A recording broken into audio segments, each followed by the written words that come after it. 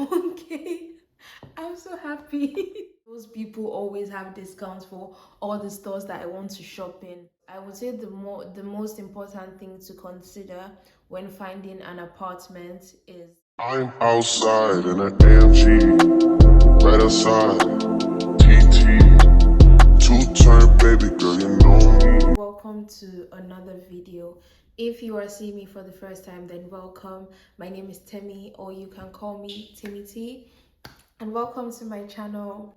I have just recently reached 1,000 subscribers, which is crazy because I don't post so regularly, which I'm trying to change. But yeah, so thank you guys. I mean, 1K, even with how silly I post, that's just really wild.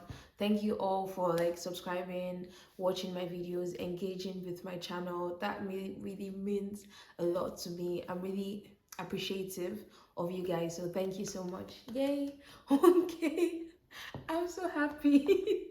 1K subscribers is basically like motivation for me to be a bit more consistent in pushing out like content and whatnot. So that's what I'm going to try to do.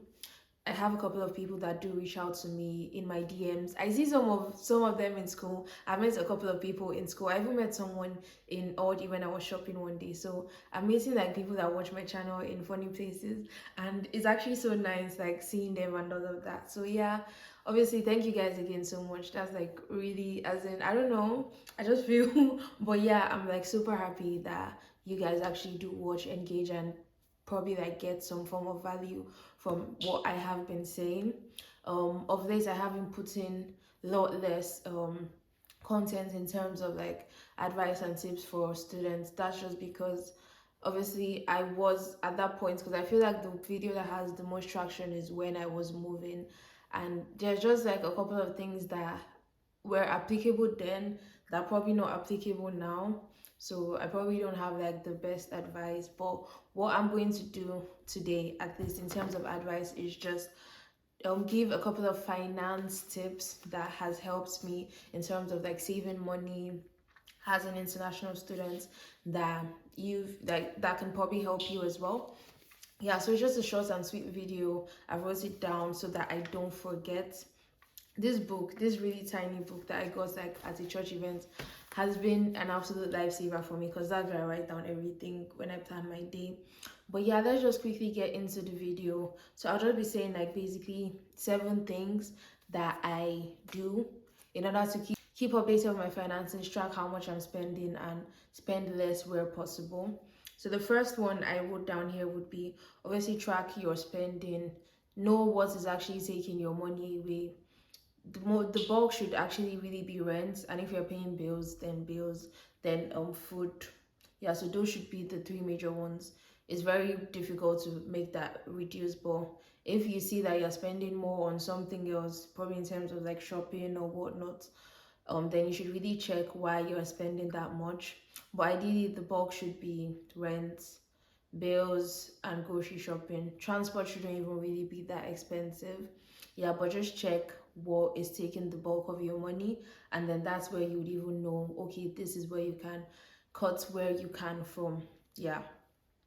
So the second thing I said is just going back to tracking your expenses, especially in the UK, because here food items are not that expensive. It depends on where you're shopping. I think the time I went to Tesco, I picked like 3 things and it's already £10. Why? If you're shopping at Tesco's, they do have like a lot more things, but it's just more expensive. I would say shop at Aldi. Aldi is like really cheap. Like honestly, some of those things are like really cheap. Lidl is also not bad as well. Those two ones I know, and that's where I shop most of the time. In terms of the other ones, yeah, they do tend to have like bigger stores that have more things. But in terms of like your everyday essentials, milk, eggs, bread, I guess, whatever, just shop at Aldi. That's definitely going to be cheaper for you. Um, Yes, so I also said sign up to student discount platforms. Like Student Beans has been the absolute love of my life. Those people always have discounts for all the stores that I want to shop in. There's also like uni days as well. It's very easy to sign up. You just put your school email, you tell them when you're graduating, and they'll create like an ID for you. So even if you're actually going to shop in the stores physically, some of them will just ask to see your student beans ID or your uni days ID, and then you just show them and you're good to go. So uni days, student beans, there's like Totem, there are a couple of other ones that you can sign up to as well. But I feel like student beans has more stores, yeah, in terms of compared to the other ones. So sign up on them once and then get discounts shopping as a student. I would also say as well that you should, so stores that you know that you normally would shop on. So for me, I get most of my household hygiene items at Boots, and I have an account with them. I signed up with them. So when they are doing like sales, because they recently did a sale recently, I think like 20% off for students, and they were also doing like, is it 15% off Fenty products. So and I wanted to buy makeup then, so I had the 20% discount plus the 15% for Fenty. It was just crazy discounts upon discounts. So yeah, sign up to have accounts with the stores that you would regularly buy things. Probably not like grocery stores because you probably can't.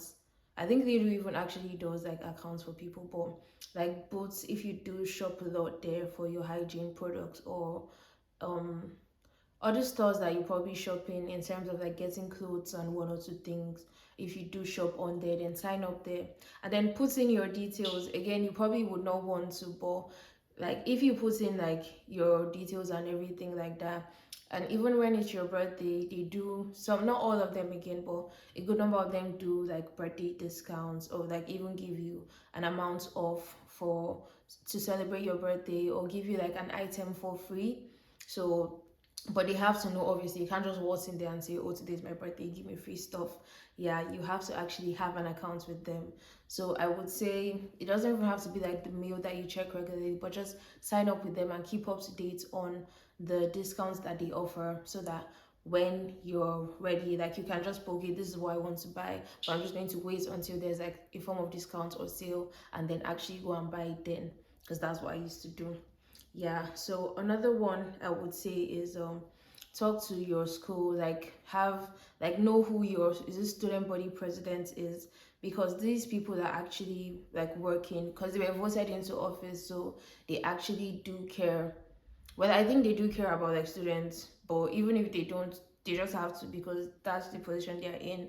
So I know that my school, Uni of Salford, a while back or so, I can't remember the week, but they gave like the students, I think like £100 each, just to help with that cost of living crisis. I didn't even know then, because I've been at home mainly, but I think like last 2 weeks or so I went to school to just like see what's going on, and then I met like the president and we're just talking, and then someone just mentioned it. I'm like, oh wow, okay, I didn't even know this was a thing. And apparently the school had actually given me like £110 or so to help with the cost of living crisis. It won't be the same everywhere, it probably won't be every single time, but just speak to your student body president person, and then see what the school has in place in terms of supporting students with like cost of living and electricity, because things are getting like quite expensive over, I think it's worldwide actually, things are getting more expensive, inflation and whatnot, but here they actually do care about their people and they want to, they do take steps to make it better. So speak to them, find out what they actually have, and then you never know, there may be like some form of scheme, support, relief that you can benefit from, that you don't even have to do too much to apply. Another one I would say is get a Railcard. This one is like probably like already a no-brainer. I didn't know as I then, because I didn't used to go on the train a lot, but of recent I have had to just like to go to a couple of places a lot. And before I used to take the coach because there were like discounts for students, but apparently there's like a whole Railcard which is even better. Like that stuff is wild. But yeah, get a Railcard, it will give you some discounts off, especially if you're like, because they have the 16 to 25 Railcard. So if you're between 16 years of age to 25 years, I think it's like, is it 25% off? But then there's the like 26 plus Railcard as well that you can get. You still get discounts off them ones if you have to travel, you know, between where you stay to another state in the UK. Then that's something that you should get instead of paying full price for trains. And just with the trains as well, if your train does get delayed, because again a while back I went to I can't remember where I went to. I think it was London, but I went to London, and then my train was delayed on the way. My train was actually delayed both to and fro. It was really crazy, but the first one was delayed for like more than an hour, and they refunded me like 50% of my ticket. Yeah. Then the other one was just like 15 minutes, so they just refunded me like 15%. There's a way that they do these things, so just find out if your train has been delayed, just reach out to them. You experience some inconvenience, please get my refund for me. Yeah, and they would actually refund you. Again, if it's something that obviously is not your fault and they do take responsibility, then yeah, they would do that. Another one that I said is find so because in terms of like the banks on here, some of them do offer reward banking. I know that the bank that I use, Chase Bank, if you spend whatever on your card, they give you like 1% back. It's not a lot, but it's not nothing. So if you spend like £100 on your day out, they'll give you £1 back. Yeah, and they credit it in like maybe 1 day, or so it doesn't take that long. So when I was even moving and I was shopping for like things in my apartment, like buying TV, buying the microwave, and all of that, I did spend quite a lot. So yeah, I was able to get 1% back of what I spent. There are also some banks that offer like what's it called, Railcards, or one or two incentives for opening an account with them. So just find out that one. Obviously, if it's a good, I don't think there are any banks that are bad specifically, but if they are offering like incentives and rewards to open an account with them, I'm not saying open accounts with every single bank, but a couple of them offer incentives. So find them ones out and then open accounts with them, and because obviously you would need an account at the end of the day. I would also say this next one is not specifically a money saving tip, but it's just something that you should consider doing. So when you're shopping, not all shops, but most of them nowadays, firstly check if it has student discounts on student beans, because most of the times they usually do.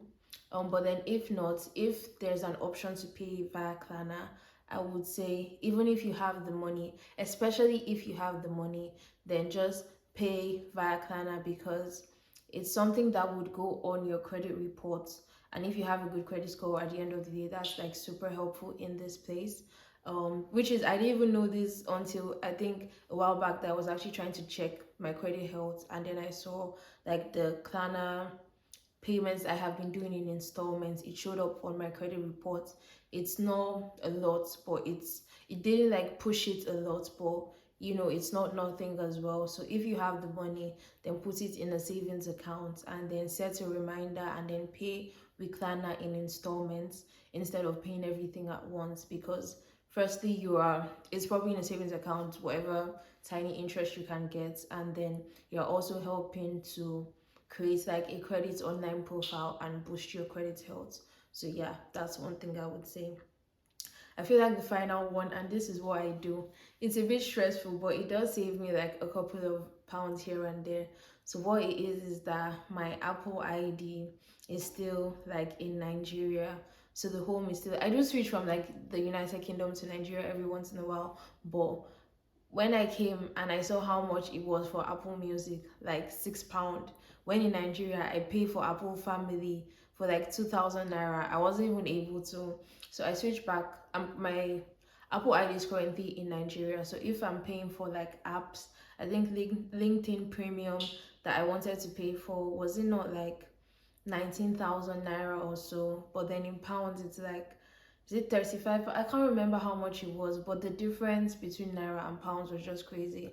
So I keep my Apple ID in Nigeria. When I want to like download an app or update the app, then I switch back, but I keep my Apple ID in Nigeria so that I'm being charged in terms of Apple Music, iCloud storage, and then the apps that I want to purchase. I'm being charged in naira and not in pounds, because I'm not just going to do, the conversion wasn't converting in my head when I came, and that's what I've been doing since, and it has been working so far. Again, it's quite annoying when you want to download like a new app, you have to switch and then switch back, and obviously you have to get added back to the Apple family, but it's still better because I don't know exactly how much I'm saving, but I know that I'm saving some money, and that's good enough for me.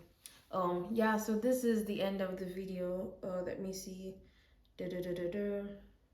Oh my god, yeah, sorry, the final one and quite important, I would say, is when you're looking for a house.